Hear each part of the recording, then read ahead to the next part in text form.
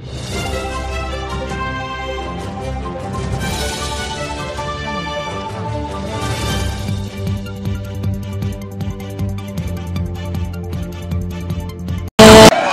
కాంగ్రెస్.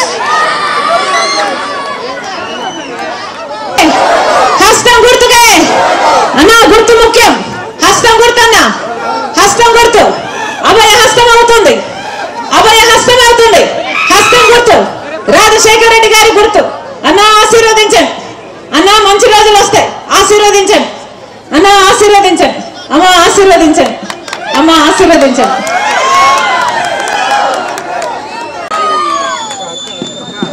మండుటి ఎండను సైతం లెక్క చేయకుండా, సూర్యుని సైతం ఎదిరించి మీ పనులు మానుకొని మా కోసం మీరు సమయం చేసుకొని వచ్చారు. ప్రతి అన్నకు, ప్రతి తమ్ముడికి, ప్రతి అయ్యకు, ప్రతి అమ్మకు, ప్రతి అక్కకు, ప్రతి చెల్లికి మీ రాజశేఖర రెడ్డి బిడ్డ శిరస్సు వంచి చేతులు జోడించి మనస్ఫూర్తిగా నమస్కరించుకుంటారు.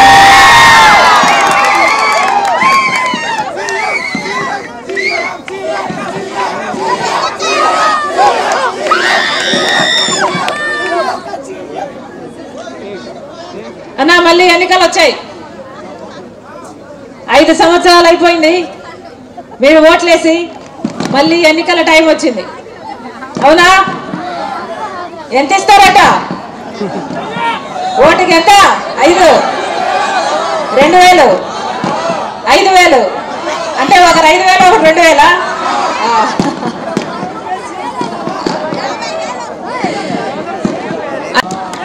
కానీ తెలుగుదేశం అయినా వైసీపీ అయినా ఎంత ఇచ్చినా తీసుకోండి, ఎందుకంటే అది మీ డబ్బే. ఎంత ఇచ్చినా తీసుకోండి, కానీ ఓటు వేసేటప్పుడు మాత్రం ఒక్కసారి ఎవరికి వేస్తున్నాం, ఎందుకు వేస్తున్నాం అని ఆలోచన చేసి ఓటు వేయండి. ఎందుకంటే ఓటు అనేది మీ జీవితాలను మార్చే ఆయుధం.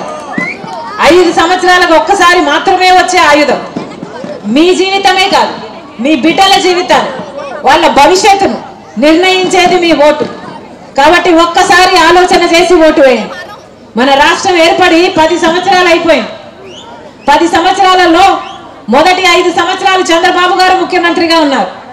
ఇప్పుడు 5 సంవత్సరాలు జగన్మోహన్ రెడ్డి గారు ముఖ్యమంత్రిగా ఉన్నారు. మన రాష్ట్రం ఏర్పడి 10 సంవత్సరాలు అయిందే. 10 సంవత్సరాలలో కనీసం పట్టుమని 10 కొత్త పరిశ్రమలైనా వచ్చాయా మన రాష్ట్రానికి? అభివృద్ధి జరిగిందా? బిడ్డలకు ఉద్యోగాలు వచ్చాయా? 10 సంవత్సరాలలో కనీసం పట్టుమని 10 పరిశ్రమలు కూడా రాకపోతే మనం అభివృద్ధి చెందుతున్నట్ట? పక్క రాష్ట్రాలను చూడండి అన్నా, అన్ని వేగంగా దూసుకుపోతున్నాయి. మరి మనం ఏం చేస్తున్నాం? ఎక్కడ వేసిన బొంగలు అక్కడే ఉంది. 10 సంవత్సరాల క్రితం ఎక్కడుందో మన జీవితాలలో ఏ మార్పు లేదు, ఏ అభివృద్ధి లేదు. మరి టీడీపీకైనా వైసీపీకైనా ఎందుకు ఓట్లు వేయాలో? కొత్త పరిశ్రమలు వస్తాయి అంటే ఎంత అభివృద్ధి జరుగుతుంది, ఎన్ని ఉద్యోగాలు వస్తాయి. 10 సంవత్సరాలు అయింది మనకు ప్రత్యేక హోదా రాక. బీజేపీ పార్టీ 10 సంవత్సరాల క్రితం మనకు ప్రత్యేక హోదా ఇస్తామని చెప్తే అందరము నమ్మాం. 10 సంవత్సరాల నుంచి బీజేపీ పార్టీ మనల్ని మోసం చేస్తూనే ఉంది. ఒక ప్రత్యేక హోదాయే కాదు, పోలవరం ప్రాజెక్ట్ అయినా, రాజధాని అయినా, కడప స్టీల్ ఫ్యాక్టరీ అయినా, దుగ్గరాజపట్నం పోర్ట్ అయినా, స్పెషల్ ఎకనామిక్ ప్యాకేజీలైనా, ఏ ఒక్క విషయంలో 10 సంవత్సరాలుగా బీజేపీ పార్టీ మనకు అన్యాయం చేస్తూనే ఉంటే 10 సంవత్సరాలుగా చంద్రబాబు గారైనా జగన్మోహన్ రెడ్డి గారైనా ఏం చేశారు అని అడుగుతున్నాం. ముఖ్యమంత్రిగా చంద్రబాబు గారు ఉన్నప్పుడు బీజేపీ పార్టీతో పొత్తులు పెట్టుకున్నాడు, మంత్రి పదవులు కూడా తీసుకున్నాడు. తీరా చూస్తే ఆయన స్వప్రయోజనాల కోసం ప్రజల ప్రయోజనాలను తాకట్టు పెట్టారు. ఏ రోజు ఒక్క రోజు కూడా ముఖ్యమంత్రిగా చంద్రబాబు గారు ప్రత్యేక హోదా కోసమైనా, మన హక్కుల కోసమైనా కొట్టండి, బీజేపీ మెడలు వచ్చి ప్రత్యేక హోదా తీసుకొస్తానన్నాడు జగన్మోహన్ రెడ్డి గారు. పులిలాగా గర్జించాడు జగన్మోహన్ రెడ్డి గారు. ఏమైంది? ముఖ్యమంత్రి అయ్యాక అదే బీజేపీ కాళ్ళ ముందు పిల్లిలాగా తయారయ్యాడు జగన్మోహన్ రెడ్డి గారు. ప్రత్యేక హోదా రా చంద్రబాబు, ముక్కుమ్మడి రాజీనామాలు చేద్దామని ఆ రోజు సవాలు చేశాడు జగన్మోహన్ రెడ్డి గారు. జగన్మోహన్ రెడ్డి గారు ముఖ్యమంత్రి అయితే తప్పకుండా ప్రత్యేక హోదా వస్తుంది అని నాతో పాటు కోట్ల మంది తెలుగు ప్రజలు నమ్మారు. తీరా చూస్తే జగన్మోహన్ రెడ్డి గారి ముఖ్యమంత్రి అయ్యాక 5 సంవత్సరాలు అయింది. 5 సంవత్సరాలలో ఒక్కటంటే ఒక్క నిజమైన ఉద్యమం కూడా చేయలేదు జగన్మోహన్ రెడ్డి గారు ప్రత్యేక హోదా కోసం. ఒక ప్రత్యేక హోదాయే కాదు, పోలవరమైనా రాజధాని అయినా ఒక్కటంటే ఒక్కటి కూడా సాధించుకోలేకపోయాం. మరి 10 సంవత్సరాలు, 5 సంవత్సరాలు చంద్రబాబు గారిని నమ్మాం, 5 సంవత్సరాలు జగన్మోహన్ రెడ్డి గారిని నమ్మాం. మరి ఏమొచ్చింది? మనకేం మిగిలింది? మనకేమొచ్చిందన్నా? 10 సంవత్సరాలు అయింది, అందరికీ రాజధానీలు ఉన్నాయి, మనకేముంది? పక్కన బెంగళూరు ఉంది, చెన్నై ఉంది, హైదరాబాద్ ఉంది, మనకేముందన్నా? చేతిలో చెప్పుంది, నెత్తి మీద కూర్చు టోపీ ఉంది. 10 సంవత్సరాలు గడిచిపోయింది, అయినా మనకు రాజధాని అని చెప్పుకోవడానికి ఒక పట్టణం లేదు, మన బిడ్డలు వెళ్ళి ఉద్యోగాలు చేసుకోవడానికి అభివృద్ధి లేదు. ఏం చెప్పాడు చంద్రబాబు గారు? అమరావతిని కడతాను, సింగపూర్ను తలపిస్తానన్నాడు. 3D సినిమాలు చూపించాడు, అమరావతిని కాస్త భ్రమరావతిని చేశాడు. ఒక్క పర్మనెంట్ బిల్డింగ్ కూడా కట్టలేదు చంద్రబాబు గారు. మళ్ళీ జగన్మోహన్ రెడ్డి గారు ముఖ్యమంత్రి అయ్యారు. జగన్మోహన్ రెడ్డి గారికి ఒక రాజధాని కాదు, 3 కావాలన్నాడు.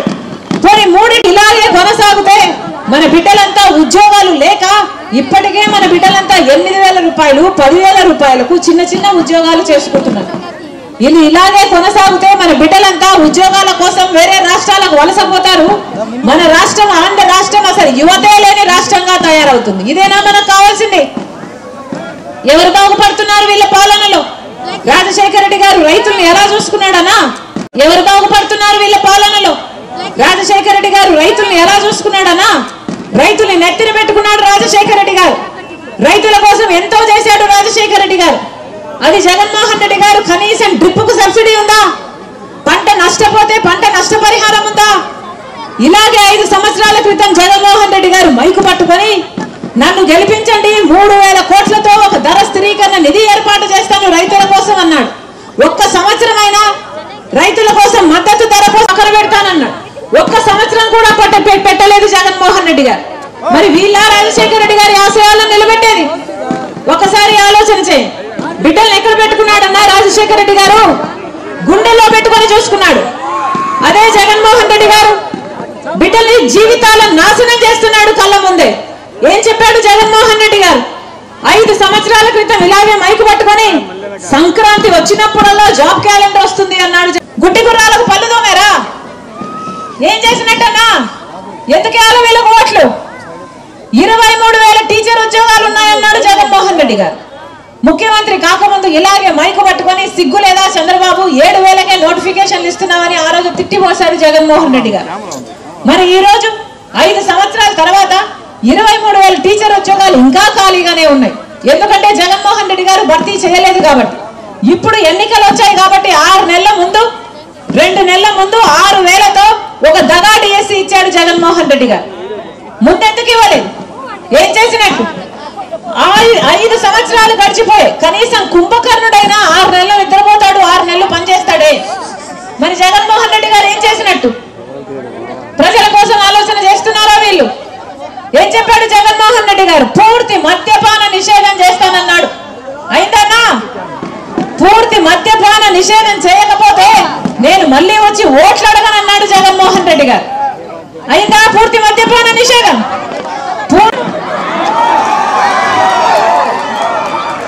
ప్రపంచంలో ఎక్కడా లేవన్నా, ఇక్కడే ఉన్నాయి. భూమట,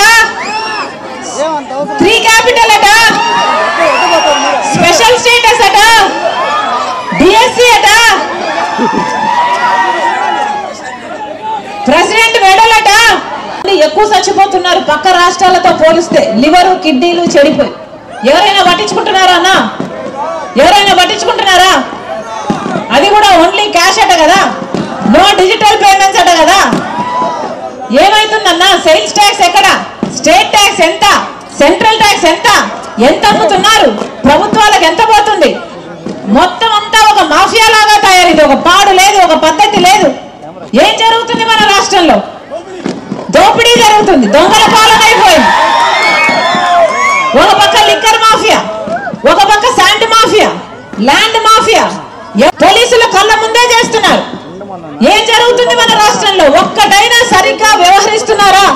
కనీసం లా అండ్ ఆర్డర్ అయినా సరిగ్గా ఉందా అంటే కేజీల కొద్ది చంద్రబాబు గారు పెట్టుకున్నారు. అదే బీజేపీ పార్టీకి జగన్మోహన్ రెడ్డి గారు తొత్తయ్యారు. ఒకరిదేమో బహిరంగ పొత్తు, జగన్మోహన్ రెడ్డి గారిదేమో అక్రమ పొత్తు. ఇద్దరికి తేడా లేదన్నా. మతతత్వ పార్టీ కాబట్టి మతం పేరుతో తెచ్చిపెట్టాలి, ఆ మంటలో చలిగాచుకోవాలి. ఇదే బీజేపీకి తెలిసిన రాజకీయం. ఒక మతాన్ని అవమానించాలి, ఇంకో మతాన్ని రెచ్చగొట్టాలి. ఇదే బీజేపీకి తెలిసిన రాజకీయం. అందుకే రాజశేఖర రెడ్డి గారు బీజేపీ పార్టీని అంతగా వ్యతిరేకించారు. కానీ జగన్మోహన్ రెడ్డి గారు ఆయన కొడుకై ఉండి మణిపూర్ ఒకసారి ఆలోచన చేయండి. అందుకే చెప్తున్నా, ఈరోజు బీజేపీ పార్టీ అధికారంలో ఉన్నంత వరకు మనకు ఏ రకమైన హామీలు ఫుల్ఫిల్ కావు. అలాగే జగన్మోహన్ రెడ్డి గారు, చంద్రబాబు గారు అధికారంలోకి వస్తే మళ్ళీ పార్టీ ఇందాక అన్న చెప్పినట్టు ఉపాధి హామీ పథకం దినానికి కనీస వేతనం 400 రూపాయలు చేస్తుంది కాంగ్రెస్ పార్టీ. మీరు ఆశీర్వదించండి. ఎలాగైతే రాజశేఖర రెడ్డి గారు ఇందిరమ్మ ఇల్లులు 40 లక్షల ఇల్లులు కట్టాడో పేదవాళ్ల కోసం, మళ్ళీ ఇల్లు లేని ప్రతి పేద కుటుంబానికి 5 లక్షలతో ఒక పక్కా ఇల్లు కడుతుంది కాంగ్రెస్ పార్టీ. పెన్షన్లు 4000 కావాలన్నా, వికలాంగుల పెన్షన్లు 6000 కావాలన్నా, మన బిడ్డలకు ఉద్యోగాలు రావాలన్నా, మనకు ప్రత్యేక హోదా రావాలన్నా, పోలవరం ప్రాజెక్టు పూర్తవ్వాలన్నా, రాజధాని రావాలన్నా, మన రాష్ట్రం ఆంధ్ర రాష్ట్రం బాగుపడాలంటే కాంగ్రెస్ పార్టీ అధికారంలోకి రావాల్సిన అవసరం ఉంది. అందుకే రాజశేఖర రెడ్డి బిడ్డ ప్రతి అన్నను, ప్రతి తమ్ముడిని, ప్రతి అక్కను, ప్రతి చెల్లిని శిరస్సు వంచి చేతులు జోడించి మనస్ఫూర్తిగా ప్రార్థిస్తుంది. కాంగ్రెస్ పార్టీ అభ్యర్థిగా కొప్పుల రాజన్న గారు నిలబడ్డారు. మీరు ఆశీర్వదించండి. ఈ బిడ్డ మీ బిడ్డ కలెక్టర్ గా మీకు 4 ఏళ్లు సేవ చేశాడు. ఆ తర్వాత రాజశేఖర రెడ్డి గారి ప్రభుత్వంలో కూడా రాజశేఖర రెడ్డి గారి అడ్మినిస్ట్రేషన్ లో పనిచేశాడు. నాకు తెలిసిన వ్యక్తి, నమ్మకంగా ఉన్న వ్యక్తి, ప్రజల కోసం ఆశించే వ్యక్తి, ప్రజల కోసమే బ్రతకాలనుకుంటున్నాడు. తప్పకుండా ఆశీర్వదించండి. మీ గొంతైతాడు, మీ బలమైతాడు. అవసరమైతే ఢిల్లీలో పోరాటాలు కూడా చేస్తాడని మనస్ఫూర్తిగా మాటిస్తున్నాం. అలాగే ఎమ్మెల్యే అభ్యర్థి నా తమ్ముడు కిరణ్, మనస్ఫూర్తిగా ఆశీర్వదించండి. మీ బిడ్డ మీకు అందుబాటులో ఉండే బిడ్డ, మీరు పిలిస్తే పలికే బిడ్డ, మీ అవసరాలను తీర్చే బిడ్డ, మీకు సేవ చేయాలనుకుంటున్న బిడ్డ, మనస్ఫూర్తిగా ఆశీర్వదించాలని మీ రాజశేఖర రెడ్డి బిడ్డ శిరస్సు వంచి చేతులు జోడించి మనస్ఫూర్తిగా ప్రార్థిస్తుంది. జోహార్ వైఎస్ఆర్, జోహార్ వైఎస్ఆర్.